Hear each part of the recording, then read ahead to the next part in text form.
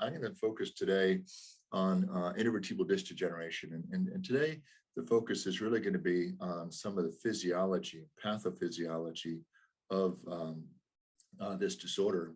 And really, I'll try and make some differentiation, I think, between what we recognize as physiologic changes and what might actually be pathologic processes. Who wants to take a shot at that? What do I mean by the difference between pathology and physiology? Sure. So, Dr. Berven, this is Sarah. Maybe I'll give it a shot. So physiologic changes are maybe certain biochemical marker level changes or gross changes that you'll see in the disc with aging that are going to happen to most people's discs, and pathologic processes might be changes in those markers or the appearance of the disc after injury or in an inflammatory state or something that's not normal aging. Yeah, I think that's a good description there, Sarah. And I think going back to the etymology of the words, right? Physiology is a study, or it ends in ology, then it's a study, right? So the study of human processes, or of the physios, to the process of life, right? Or human processes. And whereas pathology is going to be the study of pathos, and pathos is disease, right? So the difference between what is a physiologic change or change that may be normal with aging, that's asymptomatic, and pathos by definition is going to involve some degree of disease with symptoms. So perhaps pain, perhaps instability, perhaps neural compression. And I think it's awfully important to make this distinction because so many of the patients we see in a spine center have already come with a advanced imaging, and perhaps even having read their MRI report, really want to understand, well, why is it that I've got no back pain, but I've got degeneration at multiple levels of my lumbar spine?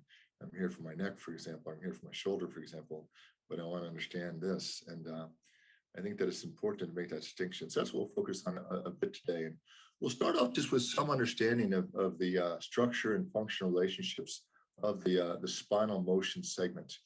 And if we think about our spinal motion segment, this is the fundamental unit of the spine. And what's important about the spinal motion segment in terms of structure and function is this is what allows us to actually have some segmental mobility. This is what allows us to bend over and touch our toes. This was what allows us to do a back bend while protecting the neural elements. So, for example, our cranium, our cranial vault is a syncytium of multiple different bones that really creates a hard helmet or a cavity, and we don't have the ability to necessarily move our frontal lobe compared to our temporal lobe. We don't have that degree of segmental control. In the spine, that degree of rigidity would functionally be a real problem. At the same time, we need some protection of our neural elements. So we need something that's strong enough and stable enough to avoid the spinal cord and the nerve roots from becoming symptomatically compressed. What is a condition where there may be a abnormal rigidity of the spinal column? And there's a couple that we can think of where we see just like the syncytium or the fusion of the skull bones. When do we see that type of fusion in the spine? Ankylosing spondylitis. Yeah, that's good. Yeah, sure. So ankylosing spondylitis is a good example of that. And this is an autoimmune condition that's associated with inflammation. And the key term for ankylosing spondylitis is the non-marginal syndesmophytes that lead to effectively a fusion of the adjacent segments. So it starts off with typically the SI joint most characteristically, and can involve the entire length of the spine. And then these patients oftentimes are both quite rigid, but also they develop significant deformity of the spine with characteristically kyphosis. When I was in training, this was much more commonly seen in the spine clinic. I'm not sure if anybody's seen anybody with ankylosing spondylitis of the present trainees, but it's something that we don't tend to see as symptomatically anymore because of the efficacy of some of their TNF alpha inhibitors. I suggested it, and we're going to do a lot of this. We're going to get off a little bit on tangents depending on people's responses. Not too much of a tangent, I think relevant to your topic. So in ankylosing spondylitis, we see a non-marginal syndesmophyte, or we see essentially a fusion across the longitudinal ligament above and below, typically circumferentially. It makes this segment rigid. What about if we see big osteophytes, what we might call marginal syndesmophytes? So very rigid spine with marginal syndesmophytes. What might that pathology be? Has anybody seen that or know what that condition might be? Gopal saying something. So DISH or diffuse idiopathic skeletal hyperostosis. Exactly. Yeah, exactly. DISH or diffuse idiopathic skeletal hyperostosis, we typically see, again, very stiff spine. And that can be associated with, when we see this, we're always suspicious of a possible pathologic fracture, a cold fracture. So going back to normal anatomy and normal segmental anatomy of our functional mobile segment, we think about the spine as having really three joints, or every segment having three joints. Two facet joints that are typically symmetric, involving the posterior column, and then a disc anteriorly. So our intervertebral disc really allows for the combination of mobility as well as some structural support. And another important function of the disc is really allowing space for the neural elements to exit. And I know Lionel went through some of this, so I'm not going to belabor this, but if we see that a disc with normal height has really got a nice tall foramen and the neural elements and exit adequately, then that's going to be a patient who's unlikely to have a lot of nerve root pain involving that exiting nerve. In contrast, when that disc collapses, and I'll show you some pictures of this, where that can really compress the exiting nerve. So what is it that allows us, what creates the height of the intervertebral disc? How is it that this disc has got some height to it and has got some tension on the angular fibers that allow for motion at the same time without excessive translation? Anybody understand the physiology of how that happens?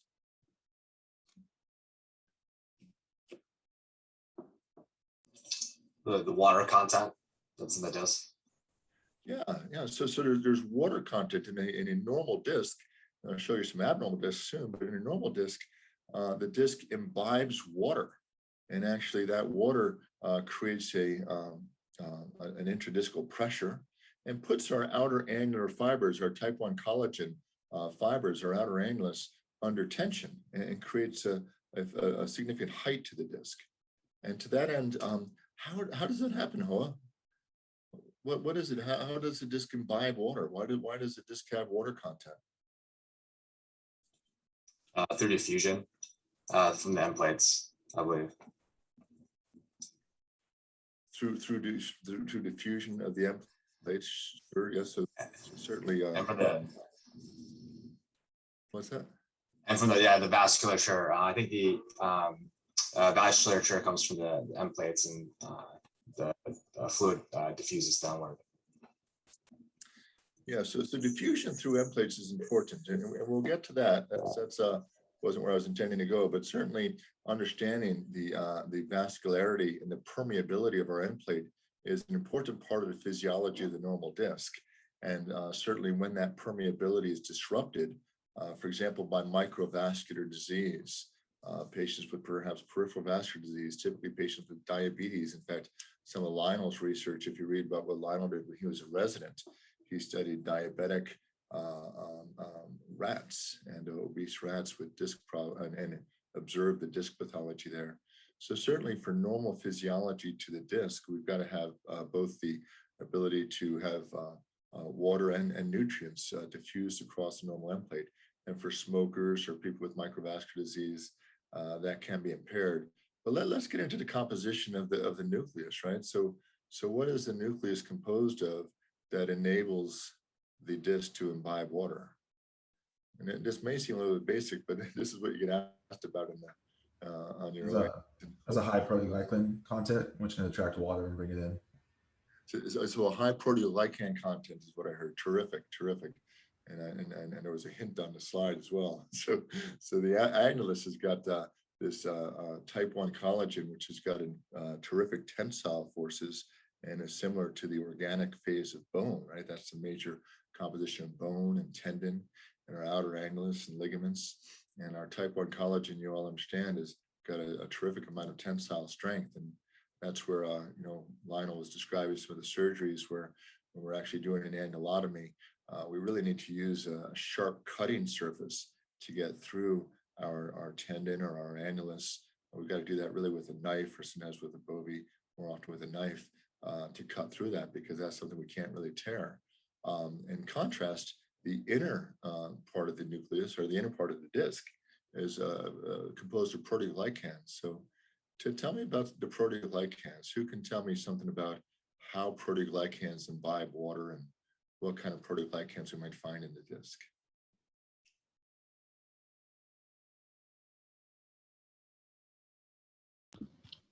So I think, I could be wrong, but I think it has to do with ionic interactions where they have a multitude of negative charges. And then depending on mechanical pressure, the negative charges can repel each other, which can create sort of like atomic space and like draw in water. Yeah. So indeed, proteoglycans are negatively charged. So proteoglycans are a combination of a protein chain core with glycosaminoglycans that branch off the protein core. And again, I wasn't intending to go entirely in this direction, but let's go in this direction. In general, there are proteoglycans that have long chains and have the ability to imbibe or attract water through the negative charges of proteoglycan and actually trap water. So that's why our normal disc has got a high water content. So what are some of the normal proteoglycans that we might find in a normal disc? And I'll give you a hint. It's pretty similar to some of the proteoglycans that you might find in normal cartilage, for those of you who are more interested in cartilage than disc. So long chain. You mean like aggrecan and decorin, those kind of things? Yeah. So aggrecan is the most common proteoglycan that we'll see in the disc and in normal cartilage, right? So see, aggrecan is a long chain protein core with a long glycosaminoglycan branches. And that's really what imbibes the water. That's what brings water into the disc and creates tension across the annulus and gives height to the disc space. Hoa was generous enough to list two. So aggrecan is the long chain proteoglycan that imbibes water, and the length of the proteoglycan chains is proportional to the ability to imbibe water. And in contrast, Hoa also mentioned decoran, and there's some others, keratin sulfate, that are more characteristic of a degenerative disc. So in degenerative disc pathology, we end up seeing shorter chain proteoglycans, and they have less ability to imbibe water. Again, the ability to imbibe water is proportional to the length of the proteoglycan chain. So that gives us some insight into what creates the normal functional mobile segment here. So our normal motion segment, or functional spinal unit, is disc and facet joints working together to do two things. One is to protect the neural elements by preventing abnormal translation or by preventing abnormal subluxation of a joint. And two is to allow some degree of mobility. Let's get to that next. What is a normal amount of motion that we might expect for a lumbar mobile segment? So how much motion really is within the range of normal? And when do we think, gosh, that's an abnormal amount of motion where maybe there's some pathology there, right? Pathology meaning disease, and what's within the range of physiology. Anybody have any idea how much motion we might actually attribute to being normal and how much motion might be abnormal? This comes out of some work that White and Punjabi had done in the biomechanics of the spine. Somebody give a guess. Gopal's got his mute off. So Gopal, looks like you're in the library, but I know you're not.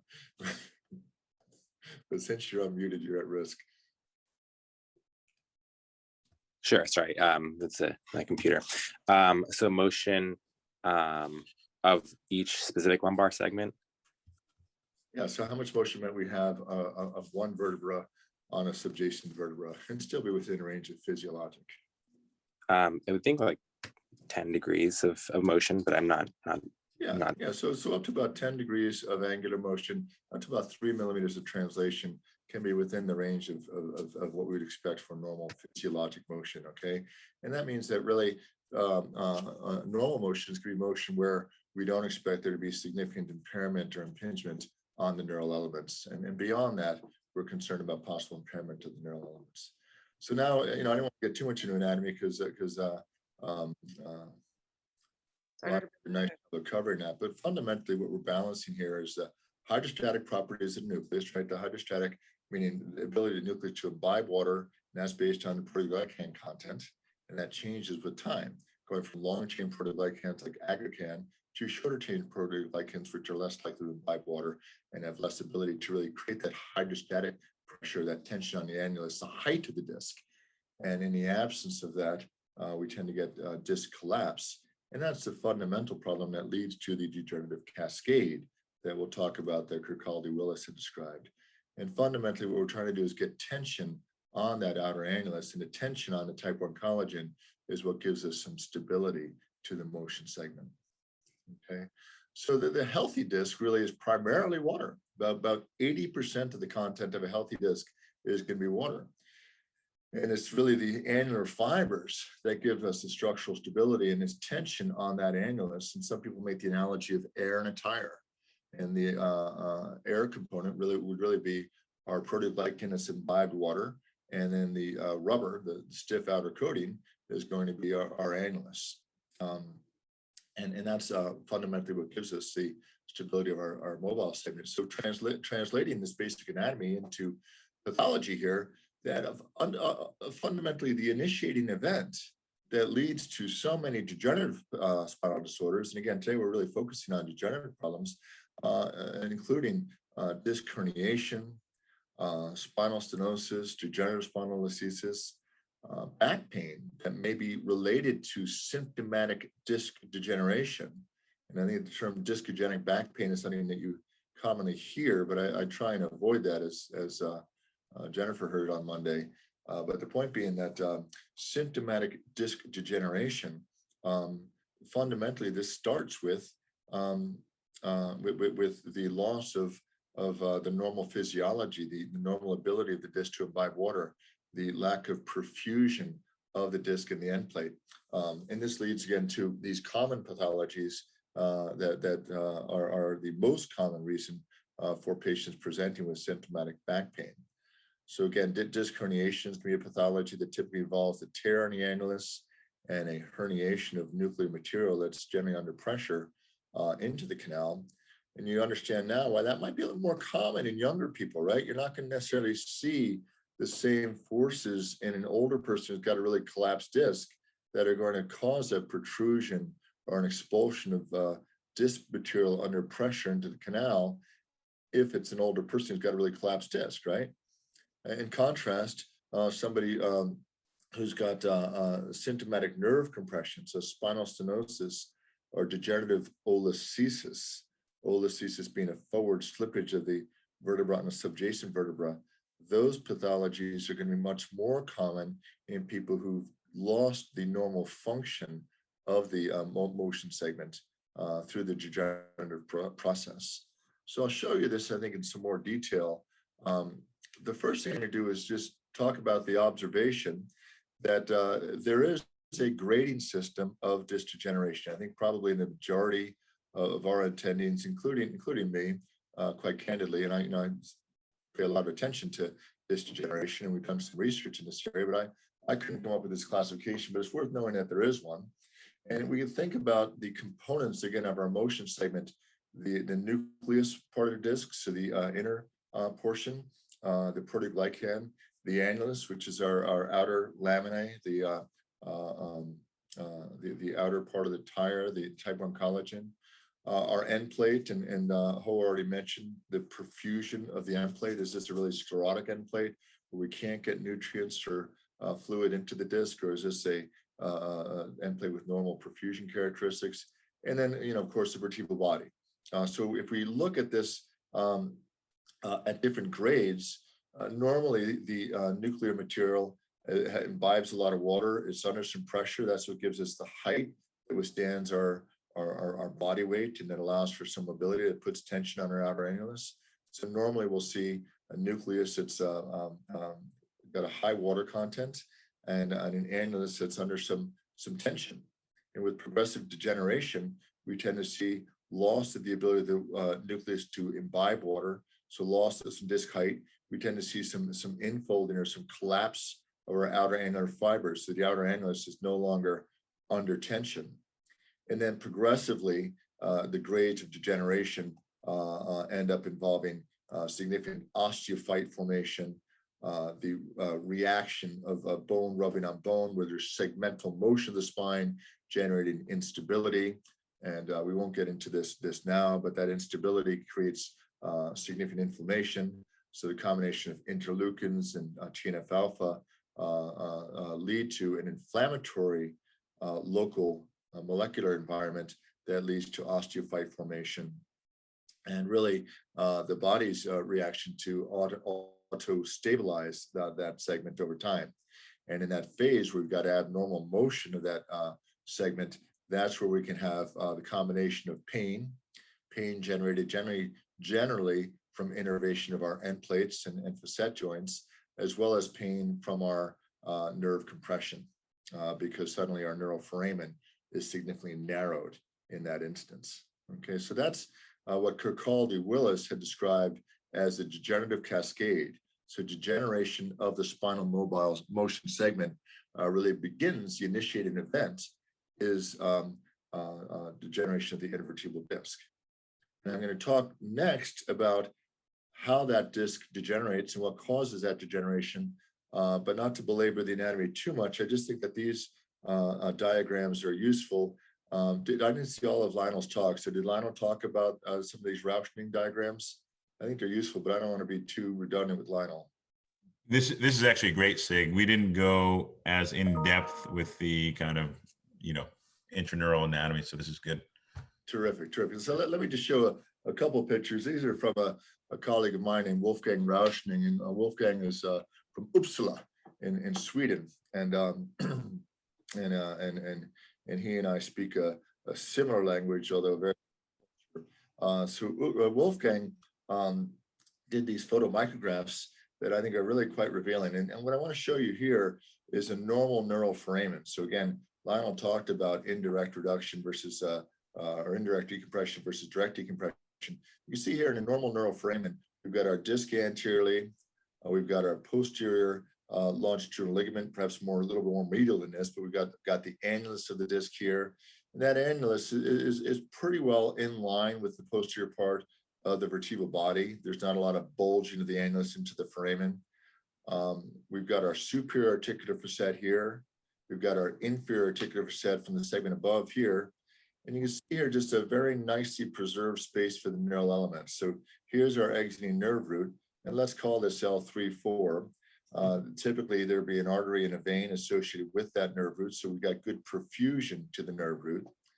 And we'll talk a bit about the notion of claudication, or of the process of symptomatic stenosis and what causes people to limp, right? So claudication refers to limping.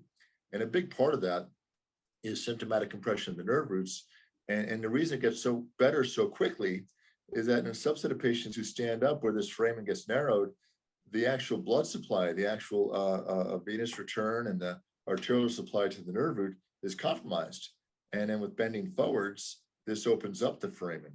And a lot of times that's our goal surgically, is to really open up the neural foramen for an exiting nerve root. But this is normal anatomy, and this can be best seen, and I think Marcus isn't on the line now, but Marcus told us on Monday that a parasagittal image, a T1 parasagittal image, gives us a really nice view of this, because the nerve root appears dark, and you see the fat around the nerve root, and that gives us a really nice quantifiable assessment of exactly this anatomy, or exactly the space available for the exiting nerves, okay? Now, in contrast, when we see degeneration of the functional spinal unit, you can see here that the collapse of the intervertebral disc really at both of these levels. So again, I wouldn't ask this, nor would anybody other than a basic scientist, but what's Thompson's stage of degeneration is this? We don't tend to use that in our common everyday language, but you might say that this is perhaps a stage 3, this is closer to stage 4 or 5 level of degeneration. But the point being that suddenly we see that our annulus, because our nucleus is no longer imbibing water and creating height and creating that hydrostatic force, our annulus is now a bit redundant. and there's bulging of the annulus into our neural foramen. And if we had a central image here into our central canal as well, the collapse here leads to our superior articular facet, now impinging up upon the pedicle above. So our up-down stenosis for this exiting nerve, you see, is significantly compromised. And the vascularity, vascular supply there is also compromised. So oftentimes we'll see symptomatic nerve compression. And you can see, I think in these images demonstrate very nicely how the loss of our height, our disc height, leads directly to symptomatic nerve compression. And at the basic science level, that's because our ability of the disc to imbibe water, the proteoglycan content of the disc, has changed from a long chain proteoglycan like an aggrecan to shorter chain proteoglycans, or in some cases, we may even see just vacuum discs, just complete necrosis of the disc. And oftentimes you'll see that on plain films or x-rays. So this gives us some idea of the correlation between pathophysiology and symptoms. And I'll just show one more example because Rausting's pictures are so useful. And those of you who enjoy this, I've got a whole folder of Rausting's shots, including cord injury, but I only put a few in for this talk. But this is perhaps a more advanced stage. Who wants to walk us through this and do just the way I did? Maybe talk about the features of the disc, the features of the end plate that we see here, and the features of the neural foramen. Who wants to walk us through this a little bit and see what you recognize?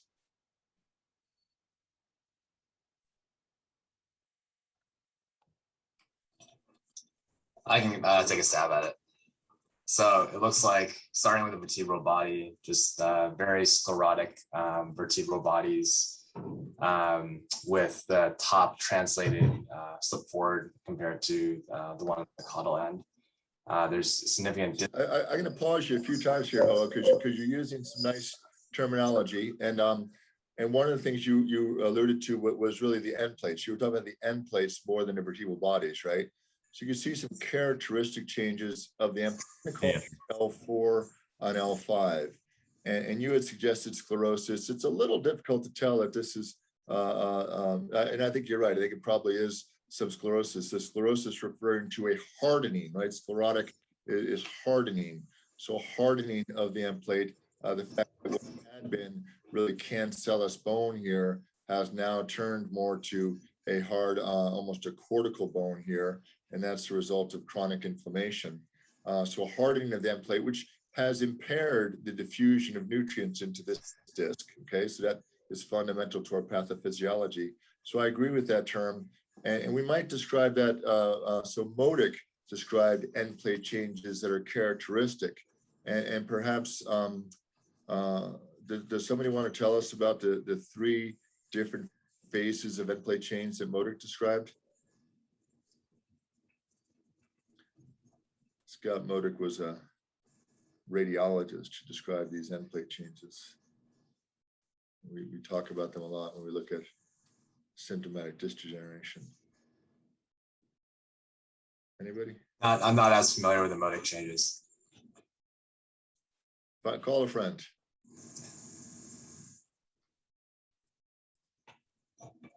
Anyone want? I think there's like three types of Modic changes that are described on MRI, and they correlate to like cellular changes. So Modic type 1, I think, is high on T1, or sorry, low on T1 and high on T2, and just means that there's like increased edema and inflammation in the end plates. And then Modic type 2 is, I think, high on 1 and then high, like normal to high on 2. And that is representing like, I think, conversion of bone marrow to like fat bone marrow from like marrow ischemia. And then type 3 is low on T1 and low on T2. So it goes like low T1, high T2 to high T1, ISO to high on T2, and then low T1, low T2.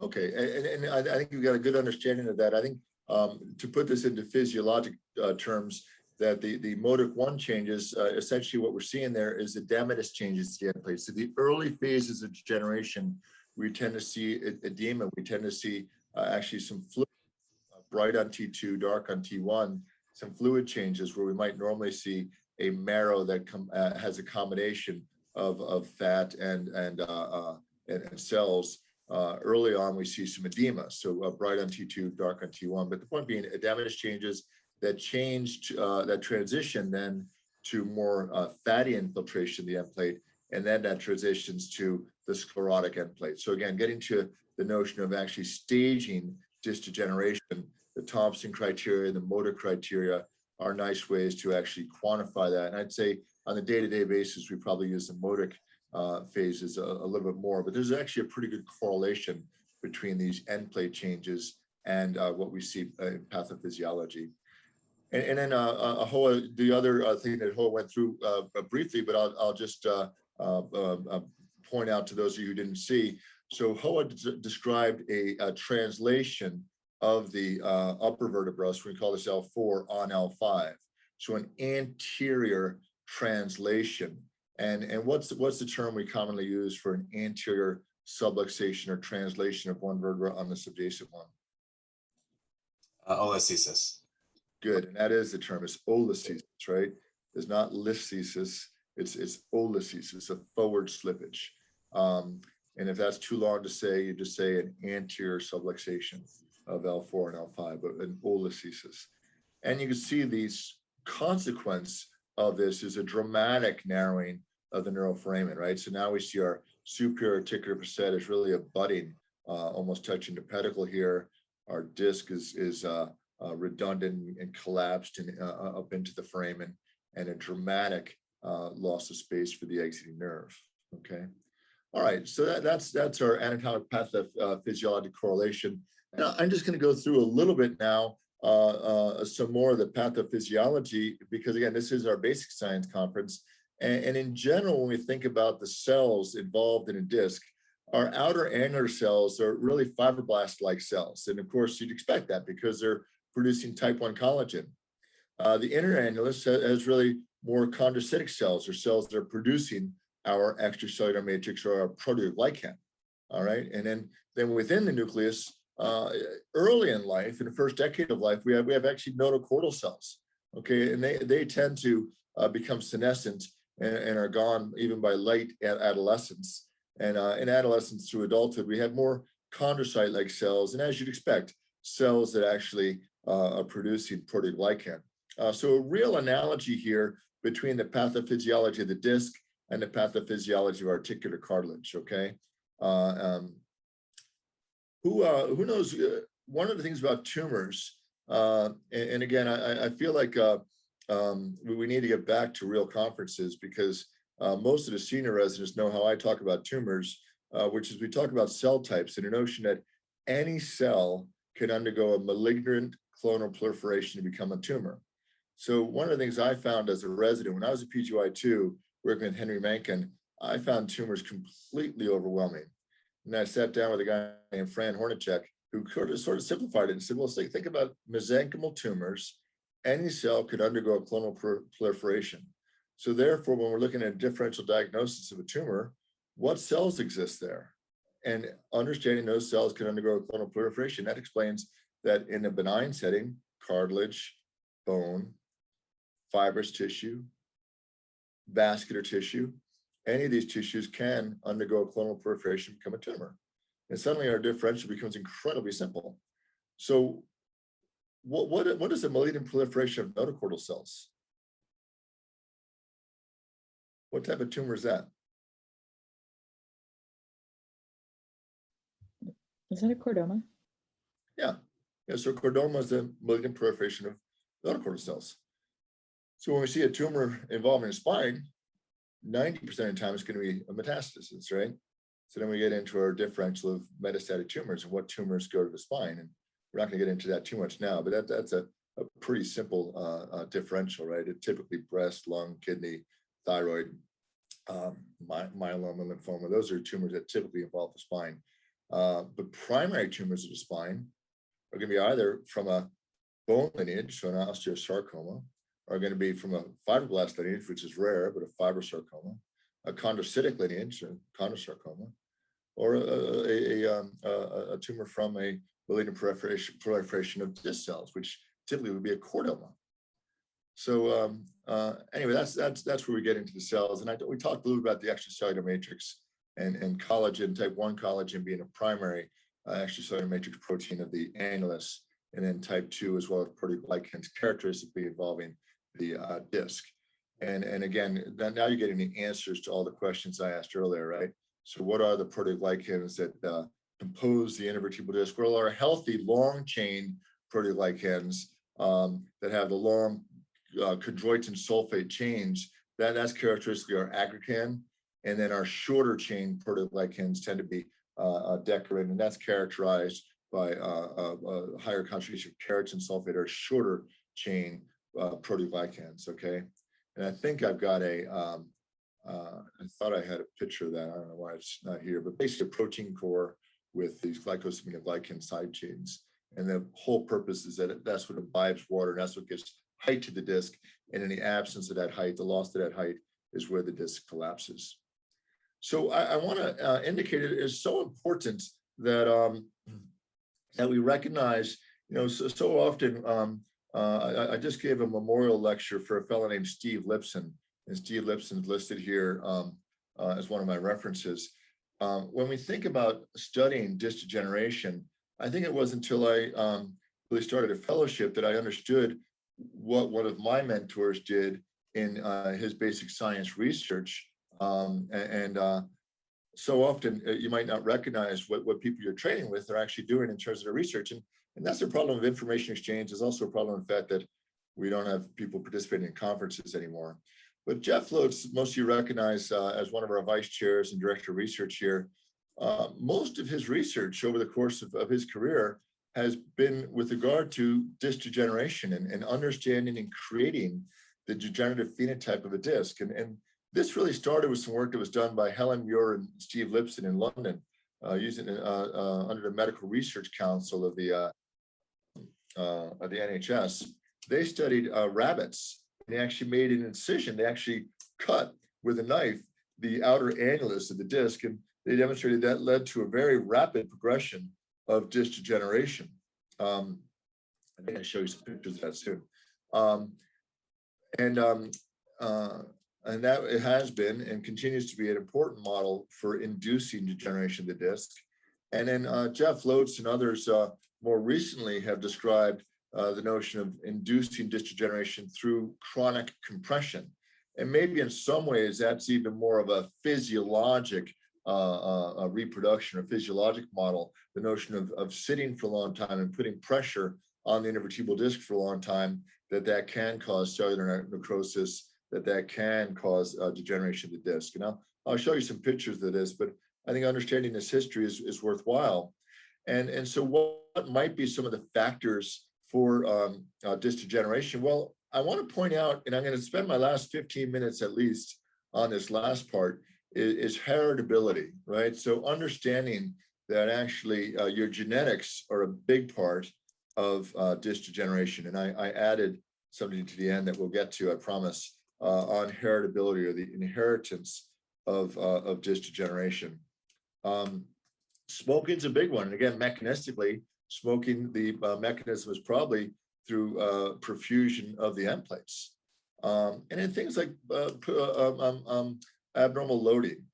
So we've seen in terms of a epidemiology that patients who have prolonged sitting, exposure to vibration, a lot of this work was done by Dan Benson up at Davis, vibratory loads, prolonged sitting causing abnormal forces on a disc, repetitive lifting and twisting. These are type of activities that can indeed induce disc degeneration. But perhaps the most important factor is actually heritability and genetics. And I'm going to get back to this at the end. Anybody know who really did some of the classic studies on the heritability of intervertebral disc degeneration? And I don't expect maybe this audience to know, but there are a number of people who've done twin studies. The Finnish are very famous for some twin studies, but I think Michelle Battier deserves recognition for this, where she looked at twins who were actually discordant for a number of environmental factors. So twins who were obviously genetically identical, but perhaps one worked in manual labor and one was a lawyer, or had some type of a sitting job. Other examples would be twins where one smokes and one doesn't smoke, twins where one's obese and one's not obese. And despite all these environmental factors, really the strongest predictor of the phenotype of disc degeneration was genetics. And despite dramatically different environmental exposures, these twins tended to have very similar MRI scans. Interestingly, different symptoms, but similar MRIs and grades of degeneration. This is Jeff Loatz's model, and some of you might have seen this if you've been up to the lab. But what he did is he took rat tails and trying to reproduce physiologic degeneration, he actually put pins in adjacent vertebra and then compressed across these pins. And he created, again, the degenerative phenotype. So if this is a normal disc here, up on top here, you see the end plate of the rat tail above and below. You see nuclear cells, and the nucleus of the rat tends to have more cellularity than people, but these are chondrocytic type cells in a nucleus that produce a extracellular matrix. You see the annular fibers under tension here. And after a period of loading or of degeneration, the characteristic changes. You see now the redundancy or collapse of the annulus. You see the necrosis of cells within the disc, and the loss of disc height as well. So the typical measurable changes that we might see in a model would be loss of disc height or volume, loss of cell viability, loss of the normal architecture of the nucleus, so the aggregan content, the type 2 collagen content, the extracellular matrix that actually imbibes water. And again, the analogy is really important with our cartilage when we think about either sports medicine or arthroplasty, and hopefully this was covered in some of the sports and arthroplasty lectures. And again, biomechanically, what are the changes? Well, we see changes in our load displacement curve. I think I'm going to show you a picture of that. Maybe I won't here, I'm sorry. Well, most of you are familiar with the load displacement curve when we think about newtons in the y-axis and distance in the x-axis, right? So if our x-axis is distance or displacement, or y-axis is load, then under increasing loads, we'll see more displacement. And what we want to see is a neutral zone where under physiologic load, our displacement is limited. And as I suggested earlier, with pathophysiologic degeneration, that displacement becomes broader. So we get an abnormal amount of displacement, an abnormal amount of motion, even under physiologic loads. And that's really part of our definition of pathology, right? Is pathology is an abnormal amount of motion or an instability of our motion segment, even under physiologic loads. And that's that diagram is from Moammar Punjabi, and I'm not sure why it's not showing right now. But anybody who's interested can reach out to me. I'll get that to you. So what are our goals? And I'm going to talk only very briefly, but if we think about regenerating a disc, and this is some work that's been done here in our lab that I contributed to earlier in my career, we want to get our height back, to get the volume of the disc back, get viable cells into the disc, and try and restore the normal architecture, both of our inner and outer annulus, and importantly, restore the biomechanical properties, so restore the stability to the motion segment. And this is a diagram I promised to show you earlier. I'm not sure why it's here, but this is really our protein core, long glycosaminoglycan chains here, okay? And these are the chains that actually imbibe the water, and these would be fibrochondrocytic or chondrocytic cells within the nucleus that generate this proteoglycan extracellular matrix, okay? And lots of work that has been done in terms of trying to regenerate the disc. Here's some work that we did on injecting growth factors into the disc. So we injected TGF-beta, we injected GDF5, and actually we showed that in a disc that's actually got some cells remaining, we can stimulate proliferation of extracellular matrix by actually injecting growth factors into the disc. So injecting TGF-beta, which is a transforming growth factor that can stimulate chondrocytic cells to actually produce extracellular matrix, we showed that we were able to get some disc height back and actually get some extracellular matrix volume back. And this shows us that we had expression of aggrecan as well as type 2 collagen. So this protein core of aggrecan and type 2 collagen, we induced production of this using some fish stains, right? So some fluorescent immunohistochemistry. And GDF5, we did the same thing.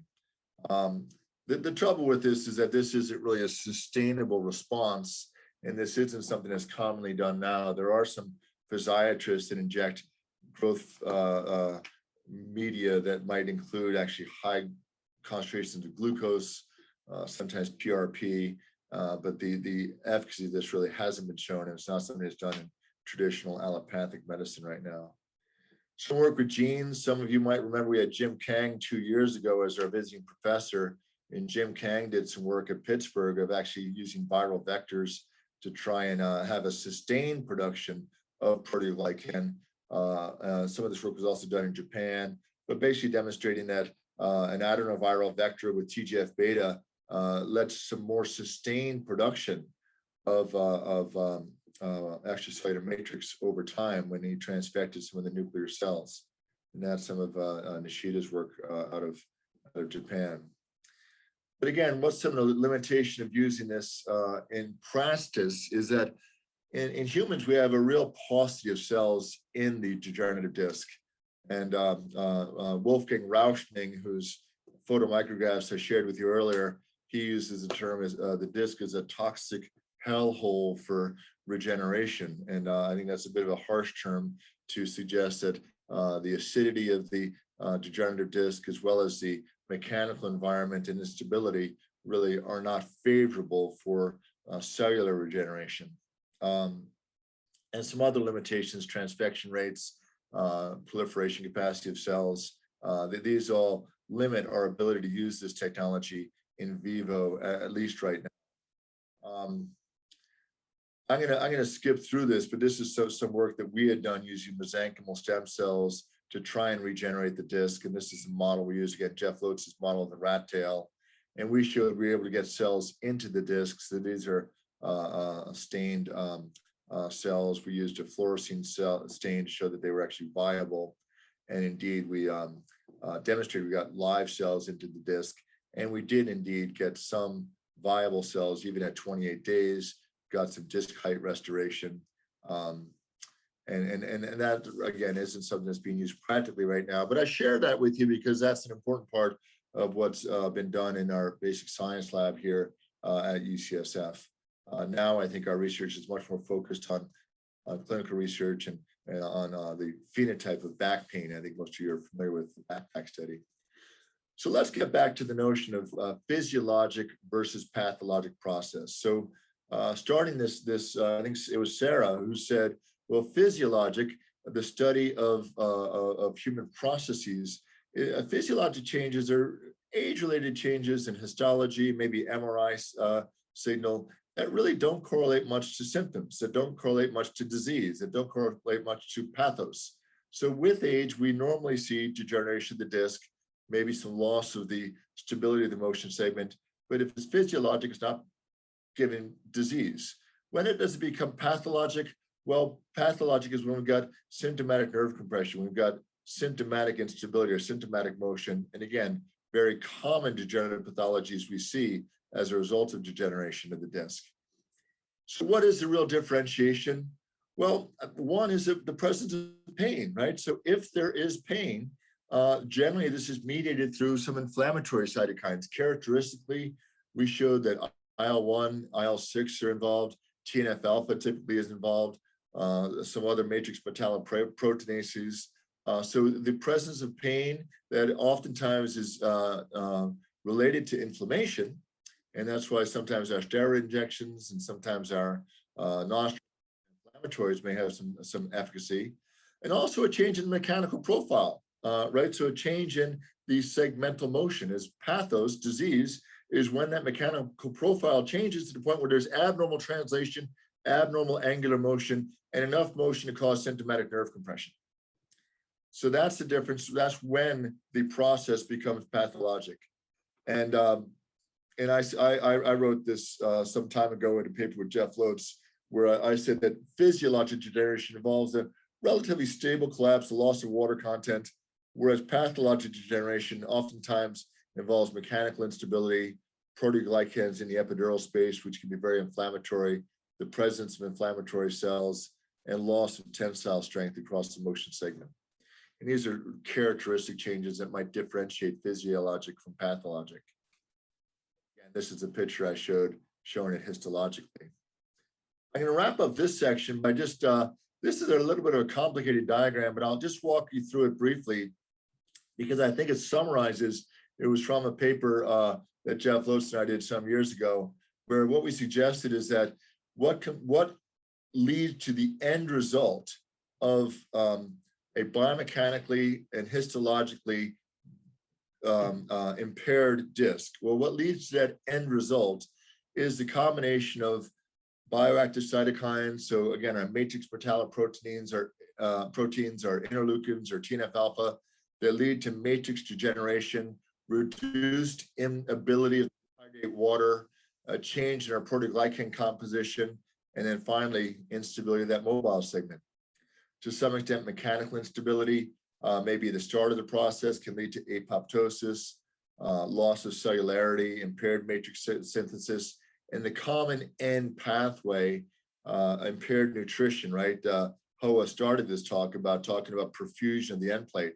And so impaired nutrition of our inner annular cells that may produce protoglycan. This end pathway becomes a abnormal segmental motion and abnormality of the disc.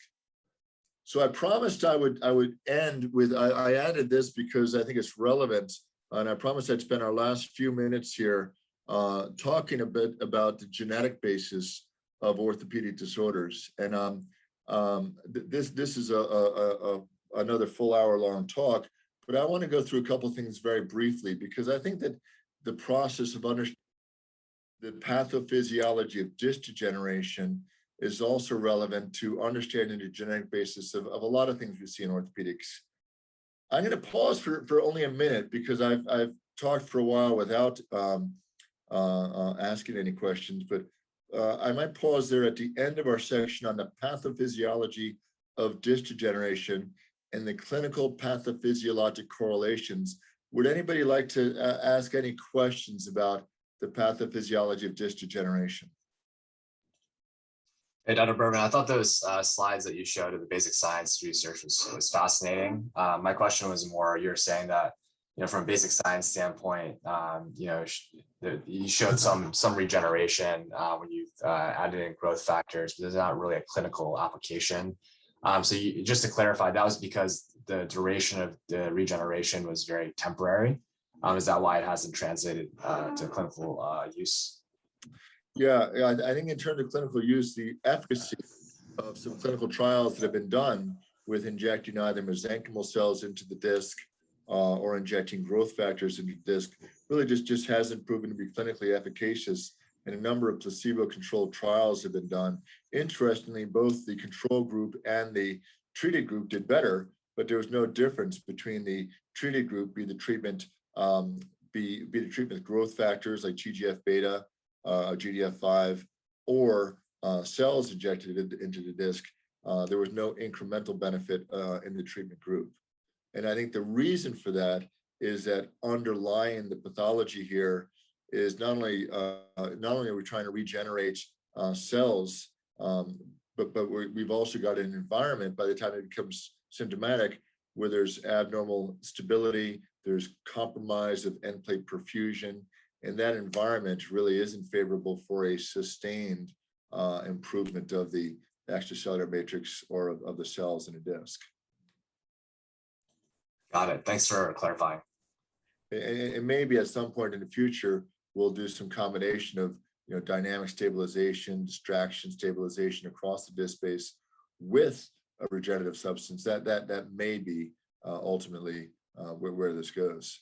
Okay, but we're not there right now. So I wanted to include some concepts because again, I feel like in the last 2 years, some of the things that all the senior residents know some of the junior residents have never been exposed to. And I think there's some really important things to talk about.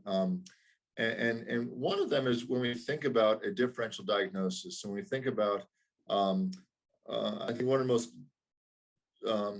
paralyzing questions that you might be asked is to look at an x-ray and say, what's your differential diagnosis? And this is something we commonly do in a tumor world, but I think in every aspect of orthopedics, we'll be asked, what's your differential diagnosis? And really, to think about this systematically, because sometimes the brain starts to whir, and when the brain starts to whir, we want to give everything a framework in how we think about things, just like we think about tumors. What kind of tumor can this be? Well, it could be a tumor that involves a malignant proliferation of any cell that might be found in the area.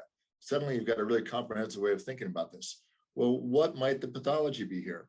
And in terms of pathology, this systematic nomenclature of medical diseases is something that's often used in pathology. I think most of you are probably familiar with this, but we can think about disorders of the spine.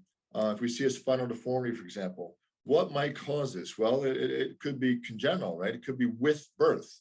This could be something that occurred at the time of birth and with birth, in which case we'd expect to see some abnormal failure, formation, or segmentation. It could be developmental. It could be something that with growth, this developed. Typically, this might be a scoliosis of spine, and olisthesis of spondylolisthesis in the adolescent is not there at birth, but develops with time. Certainly may be acquired, so trauma, or oftentimes in the spine world, postoperatively, or iatros, right? The iatros is a physician, the physician causes. So some acquired abnormality. Degeneration is what we talked about for most of the morning, or for most of my section at least.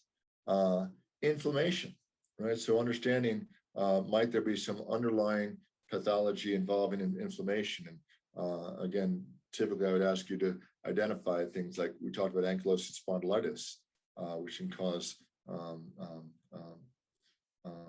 effectively a fusion of the spine, rheumatoid arthritis, which may characteristically cause loss of some of the ligamentous stability of the spinal motion segments. Infectious etiologies, right? Discitis, osteomyelitis, tumor.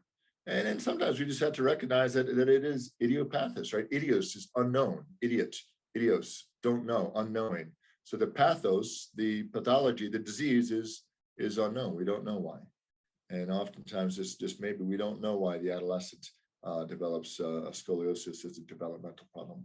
But if we go through this with every case that we see, then one of the most difficult things about being in a spine clinic, and I hope you're not seeing in our spine clinic here, but is the notion. I know when I was a resident, somebody who came in with back pain, which whether I was in the arthroplasty clinic or in the tumor clinic or in the sports medicine clinic, the most common thing I saw was the patient coming in with back pain, and oftentimes we would just say the diagnosis is back pain, but really to go through this systematically and understand, well, what might be causing the back pain empowers us to actually direct that patient towards an appropriate treatment pathway.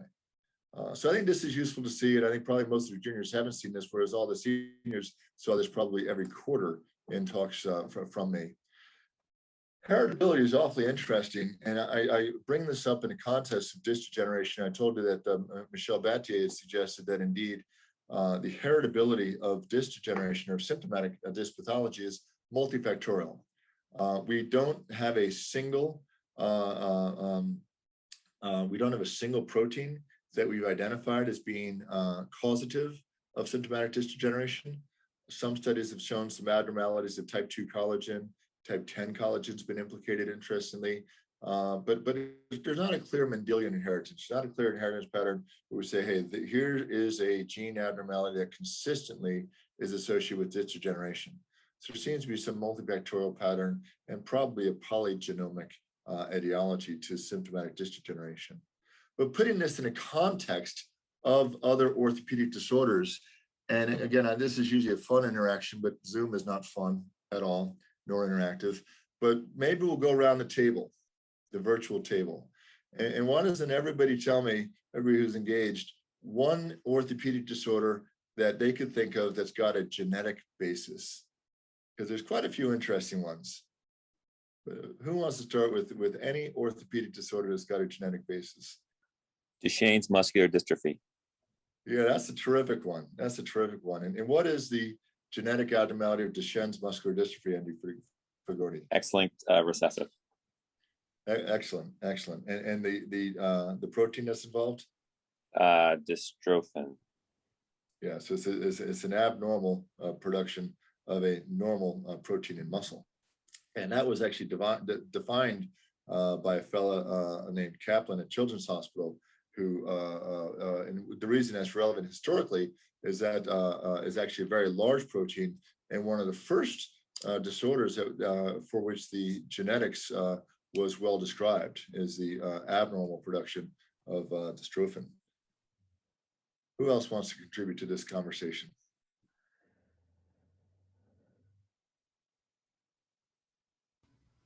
Anybody? I'm going to cheat with X-linked hyperphosphatemic rickets. Who said that? Sarah.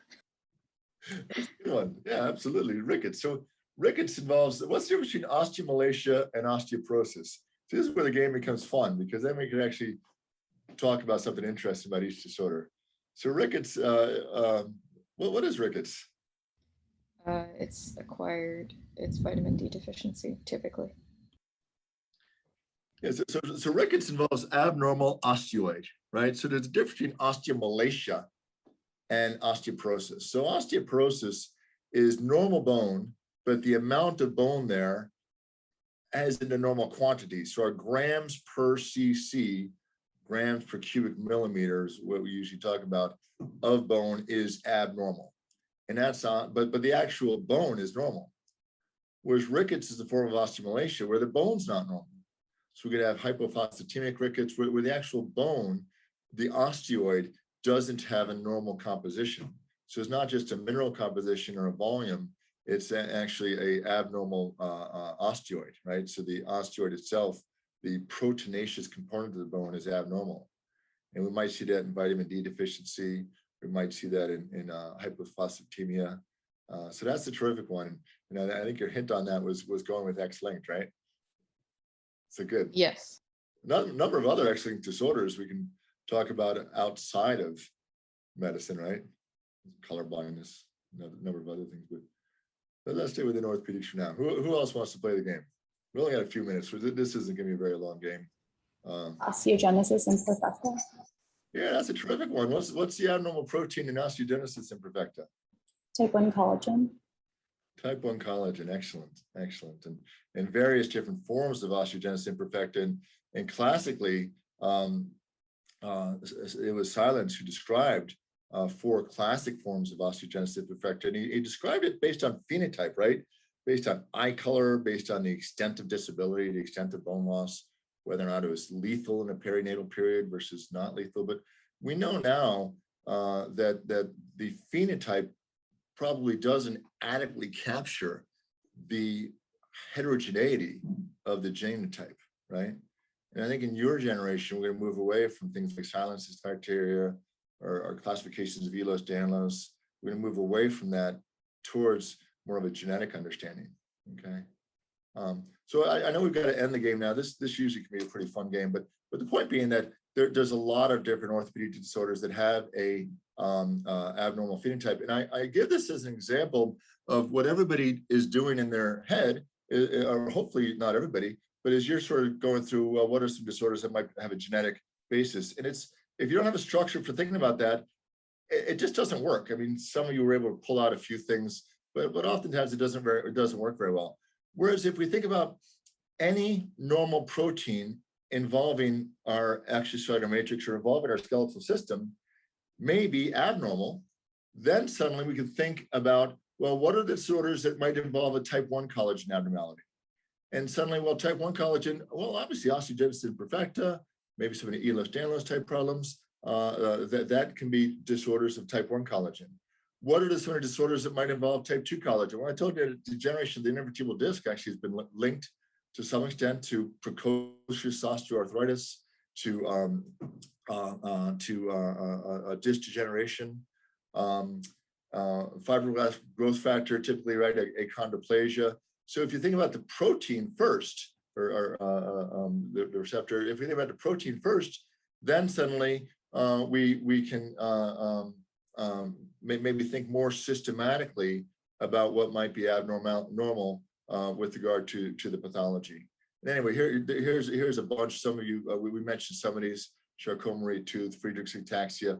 All these are hereditary type disorders that may involve the spine: spastic paraparesis, McCune-Albright, Prader-Willi, and Gaucher's disease, osteopetrosis. And they're at the very end is our X-linked hypophosphatemia rickets. Maybe we know now, but I didn't know at that time what the protein involved was there. Connective tissue disorders, we talked about type 1 collagen. We talked about Ehlers-Danlos that can involve type 1 collagen, but also some other types of collagen. Marfan syndrome, hereditary multiple exostosis, really interesting condition. So I'm gonna wrap it up with that, but I wanted to bring it around full circle to maybe the main lesson here is think about disorders systematically. Well, I guess the main lesson was about the pathophysiology of disc degeneration, understanding normal physiology of the disc and what goes wrong with degeneration. But then maybe the more broad lesson is thinking about disorders from the context of the SNOMED classification, making sure nobody leaves the clinic with the diagnosis of back pain rather than really understanding what's causing the back pain. And then secondly, when we think about complex problems, understanding it in a genetic context and thinking about genetic disorders systematically by any protein can be abnormal. So a protein that's dominant within the extracellular matrix, an abnormal variant to that protein indeed can cause pathology. So with that, I'll stop my slides and maybe ask if there's any questions or if that provoked anything worthy of discussion.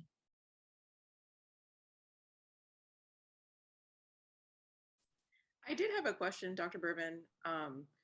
We talk a lot about how the difference between pathology and physiology is a portion of it is like the presence of pain, and we talk about patients that have evidence of disc degeneration as part of the physiology of life. But then when it turns to pathology, in the terms of causes, if we understand more like the causes of the difference between the patients that become pathologic in their pain, is it due to the creation of like some patients have creation of instability which causes the pain, or is it the idea that there's more inflammatory markers in some patients that is the reason why they become painful?